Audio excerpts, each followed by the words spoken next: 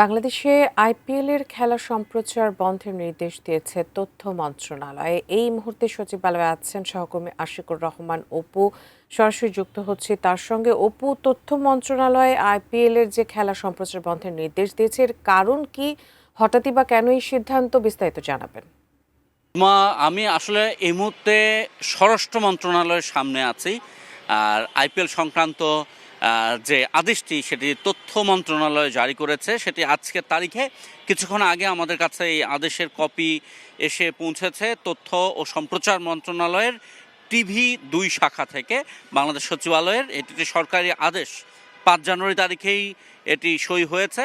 এখানে বলা হয়েছে ইন্ডিয়ান প্রিমিয়ার লিগ আইপিএলের সব খেলা এবং অনুষ্ঠান সম্প্রচার বন্ধ রাখা প্রসঙ্গে, অর্থাৎ কোনো রকম খেলা এবং অনুষ্ঠান আইপিএল সংক্রান্ত, এটা লাইভ খেলা বা আইপিএল নিয়ে নানা রকম অনুষ্ঠান হয়, টক শো হয় কিংবা বুলেটিনের অনুষ্ঠান হয়, সেগুলো বন্ধ রাখার প্রসঙ্গে এই আদেশ। সেখানে বলা হচ্ছে যে ভারতীয় ক্রিকেট বোর্ড আগামী 26 মার্চ 2026 থেকে ইন্ডিয়ান প্রিমিয়ার লিগ আইপিএল যে খেলা অনুষ্ঠিত হবে, সেখানে বাংলাদেশের তারকা খেলোয়াড় মুস্তাফিজুর রহমান, বাংলাদেশের পেস বোলার আপনারা জানেন, তা মুস্তাফিজুর রহমানকে কলকাতা নাইট রাইডার্স দল থেকে বাদ দেওয়ার নির্দেশ দিয়েছে, যেটি বাংলাদেশ সরকারের দৃষ্টিগোচর হয়েছে। এবং ভারতীয় ক্রিকেট বোর্ডের এমন সিদ্ধান্তের কোনো রকম যৌক্তিক কারণ বাংলাদেশ জানে না এবং এই সিদ্ধান্ত বাংলাদেশের জনগণকে ব্যথিত করেছে, মর্মাহত করেছে, ক্ষুব্ধ করেছে। এটি প্রথম পর্ব। দ্বিতীয় পর্বে বলা হচ্ছে যে ঠিক এরকম অবস্থায় পরবর্তী নির্দেশ না দেওয়া পর্যন্ত ইন্ডিয়ান প্রিমিয়ার লিগ আইপিএলের সব খেলা এবং অনুষ্ঠান সম্প্রচার বা বন্ধ রাখার জন্য নির্দেশক্রমে অনুরোধ করা হলো। তার মানে হচ্ছে যে আইপিএল শুরু হচ্ছে, এই আইপিএলের কোনো খেলা লাইভ তো বাংলাদেশে দেখানোই যাবে না টেলিভিশনে, এবং একই সাথে বাংলাদেশে আইপিএলের খেলার কোনো অংশবিশেষ প্রচার করার সুযোগ থাকছে না এবং কোনো অনুষ্ঠান প্রচার করার সুযোগ থাকছে না। আমার ধারণা সংবাদ হয়তো প্রচার করা যাবে, সংবাদ প্রচারে কোনো বাধা নেই, কিন্তু বাংলাদেশের জনগণ মুস্তাফিজুর রহমানকে বাদ দেওয়া যে ক্ষুব্ধ, ব্যথিত তা, এবং কোনো রকম যৌক্তিক কারণ ছাড়া মুস্তাফিজকে দলে নিয়ে বাদ দেওয়া, এর প্রতিবাদের অংশ হিসেবে কিন্তু এই এতটুকু বাংলাদেশের করা যে আইপিএলে যে কোনো খেলা এবং অনুষ্ঠান বাংলাদেশ সম্প্রচার বন্ধ করবে।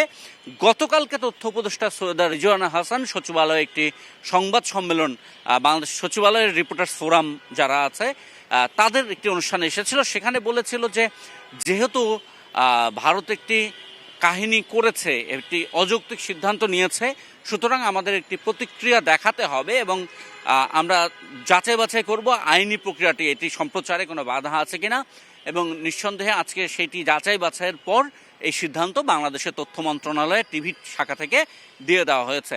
এটি গেল তথ্য সম্প্রচার মন্ত্রণালয়ের নির্দেশ। আমি একটু অন্য একটি বিষয়ে, ইতিমধ্যে আপনারা জেনেছেন ইনকলাব মঞ্চের আহ্বায়ক ওসমান হাদি, তার হত্যা মামলার অগ্রগতি নিয়ে খুব আলোচনা হচ্ছে যে কবে নাগাদ এই মামলার অগ্রগতি হবে, যারা হত্যাকারী তাদের ধরা হবে এবং চার্জশিট কবে হবে। আজকে স্বরাষ্ট্র সচিব কিছুক্ষণ আগে জানিয়েছেন 7 জানুয়ারি, আজকে 5 জানুয়ারি, অর্থাৎ 2 দিনের মধ্যে হাদি হত্যাকাণ্ডের মামলার চার্জশিট দেওয়া হবে।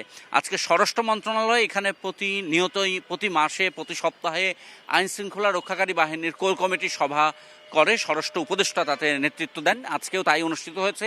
সকাল 11টা থেকে বেলা 12:30, 1.5 ঘন্টারও বেশি বৈঠক চলেছে। এই বৈঠকের পর স্বরাষ্ট্র উপদেষ্টা ব্রিফিং করেছেন।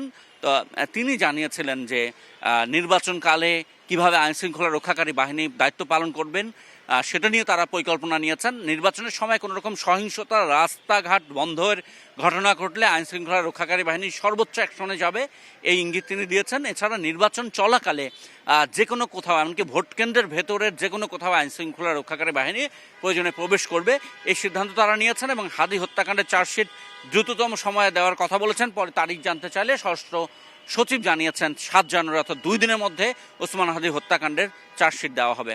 উজমা।